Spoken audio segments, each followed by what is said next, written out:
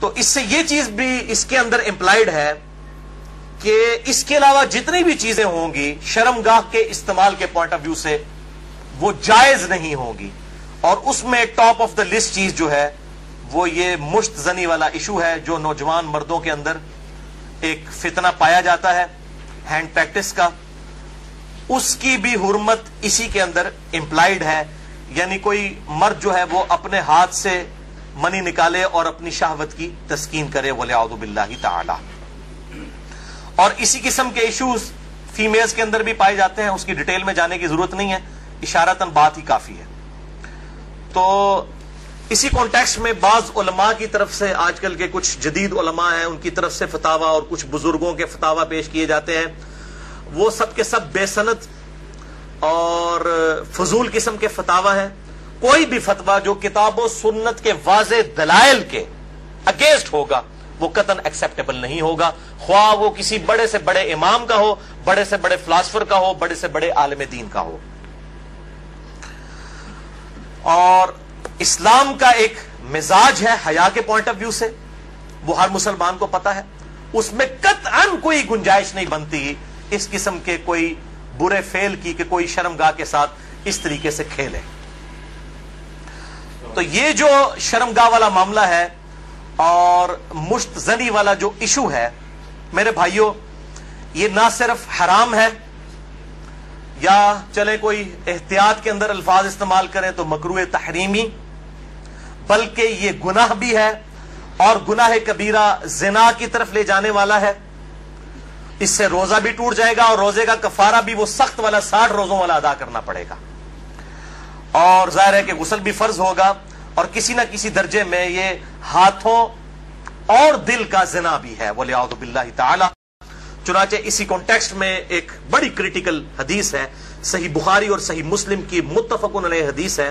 صحیح بخاری میں 6612، صحیح مسلم میں 6754 اور مشکات میں بھی 86 نمبر پہ یہ حدیث موجود ہے کہ آپ صلی اللہ علیہ وسلم نے فرمایا کہ آنکھ کا زنا دیکھنا ہے، کانوں کا زنا سننا ہے، بے حیائی کی باتیں سننا، زبان کا زنا بولنا ہے، فحش گفتگو کرنا، ہاتھوں کا زنا پکڑنا ہے، ٹانگوں کا زنا چل کر جانا ہے، اور نفس تمنا اور آرزو کرتا ہے اور شرمگاہ اس کی تصدیق کر دیتی ہے وَلِعَوْذُ بِاللَّهِ تَعَالَى.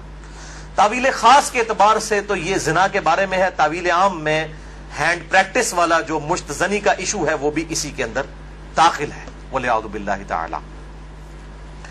اب ظاہر ہے کہ اگر اس قسم کی بیماری میں کوئی شخص مبتلا ہے، اس کا علاج کیا ہے؟ توبہ کرے اور اللہ کی طرف رجوع لائے. اور اللہ تعالیٰ نے اس حوالے سے ایک نیچرل پروسیس بھی رکھا ہوا ہے، یعنی مردوں کے لیے خصوصاً احتلام کا، نائٹ فال کا ایشو ہے کہ جو ایکسیسو اس طرح کی جو انسان کے جسم کے اندر مادے بنتے ہیں وہ آٹومیٹکلی ایک فزیکل فینومینا آف نیچر کے تحت نکل جاتے ہیں. بہرحال اپنی شہوت کو کنٹرول کرنے کے لیے آپ صلی اللہ علیہ وسلم نے علاج تجویز فرمایا، سب سے بڑا علاج، اور وہ ہے نکاح. اور اگر نکاح نہ ہو تو پھر کیا علاج؟ اگر آج کل کے فلاسفرز اور ان جو سو کالڈ بزرگوں کے فتوے مانے جائیں تو وہ تو کہتے ہیں کہ جی آپ نعوذ باللہ جو ہے وہ مستزنی کر لیں، یہ علاج ہے. نبی صلی اللہ علیہ وسلم نے یہ علاج تجویز نہیں فرمایا.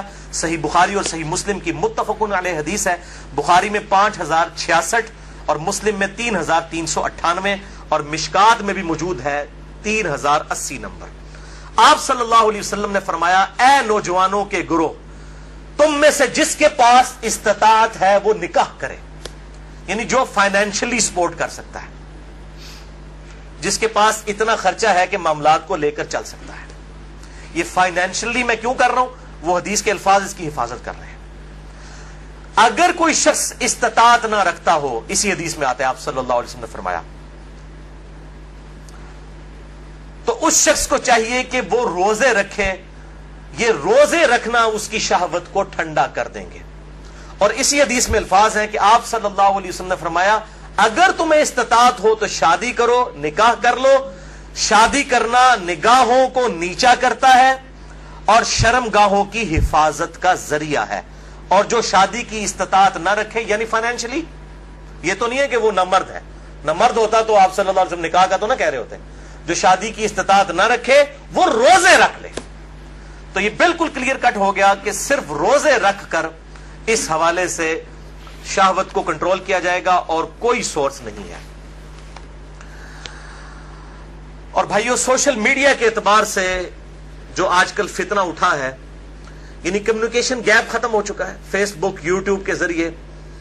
یعنی پہلے زمانوں کے اندر تو اگر کوئی لڑکی لڑکا آپس میں کسی اعتبار سے رابطہ بھی کرنا چاہتے تھے تو کوئی رابطے موجود نہیں ہوتے تھے.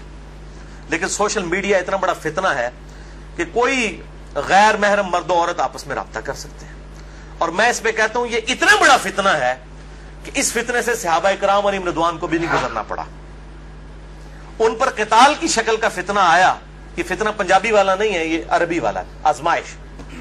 لیکن بے حیائی کا جو طوفان بدتمیزی ہے, بلکہ صحیح سونامی جو ہے, اس کا عشر عشیر بھی صحابہ کے دور میں نہیں تھا. کیا اس دور کے اندر صحابہ باہر نکلتے ہوں گے تو 20 فٹ بائی 50 فٹ کی موبائل کمپنیوں کے اشتہارات لگے ہوتے تھے بے پردہ عورتوں کے؟ اور یہ سوشل میڈیا اور ٹی وی, اس کے جہاں پہ پازیٹیو یوز ہے, یہ نیگیٹو یوز والا جو معاملہ اس زمانے میں تو نہیں تھا. تو اس اعتبار سے غض بصر بہت ضروری ہے نگاہوں کی حفاظت کرنا. تو آپ صلی اللہ علیہ وسلم نے غض بصر کے لیے, نگاہوں کی حفاظت کے لیے, شہوت کو کنٹرول کرنے کے لیے نکاح تجویز فرمایا یا پھر روزے. اور میں ایک اور علاج تجویز کر دیتا ہوں اس حوالے سے, پھکی والا علاج اجتہادن. کیونکہ مجھے اکثر لوگ پوچھتے ہیں, کہتے ہیں جی روزے تو رکھے نہیں جاتے, جی مشکل ہے, گرمی اتنی ہے, وہ اسی لیے تو بتائے گئے ہیں. تو میں ان کو پھر ایک علاج تجویز کرتا ہوں, اینٹی وینم. کوبرا سانپ کاٹ دے تو اس کے وینم کا علاج اینٹی وینم سے ہوتا ہے, جو کوبرے کے زہر سے تیار ہوتا ہے. پھکی والا الزامی فلسفیکل آنسر. میں کہتا ہوں میرے بھائی مجھے کئی بار فون کرتے ہیں تو پھر میں ان کے ساتھ سیدھا ہو جاتا ہوں. پہلے تو ایک دم ان کے ہوش اڑ جاتے ہیں کہ یہ کیا کہہ رہا ہے, کہ جی بڑی کوشش کی ہے لیکن یہ بری عادت چھوٹتی نہیں ہے. میں کہتا ہوں جی بہت آسان طریقہ ہے میرے بھائی, روزانہ آپ نے 1 منٹ کے لیے صرف موم بتی کے اوپر نا, اس کے شعلے کے اوپر آپ نے ہاتھ ایسے رکھنا ہے 1 منٹ کے لیے. تو میں نے کہا انشاءاللہ آپ کی عادت چھوٹ جائے گی. کہتے ہیں جی 1 منٹ کون رکھ سکتا ہے؟ تو میں نے کہا میرے بھائی 1 منٹ آپ اس کی پریکٹس نہیں کر رہے تو آپ نے تو انشاءاللہ تعالیٰ اس گناہ کی وجہ سے جلنا ہے جا کے دوزخ میں. تو آج سے پریکٹس شروع کریں. اور بخاری و مسلم کی حدیث ہے کہ جو آخرت کی آگ ہے وہ دنیا کی آگ سے 70 گنا زیادہ تیز ہے, اس میں تو تلا جائے گا. یہاں تو ہم صرف آپ کو مشورہ دے رہے ہیں کہ آپ موم بتی کے فلیم کے اوپر صرف ہاتھ رکھ کے 1 منٹ کی پریکٹس تو شروع کریں نا. وہ کہتے ہیں نا جناب آگے دیکھی جائے گی جا کے, تو اللہم اجرنا من النار. تو یہ پریکٹس کرنی شروع کریں تو انشاءاللہ تعالیٰ خود بخود صبر نصیب ہو جائے گا. اسی حوالے سے غض بصر جو ہے, نگاہوں کو نیچا کرنا, اور پردے کے حوالے سے میری ایکسکلوسیو گفتگو ہے. یہ جو ویلنٹائن ڈے کا بھی فتنہ اٹھا ہوا ہے, اس پوائنٹ آف ویو سے مسئلہ نمبر ہے 106. کالج اور یونیورسٹیز کے لڑکوں اور لڑکیوں کی ڈیٹس پہ ملاقاتیں اور پردہ اور بے حیائی سے متعلق صحیح احکام و مسائل اہل سنت پاک .com پہ, جسے شوق ہو تو وہ دیکھ سکتا ہے.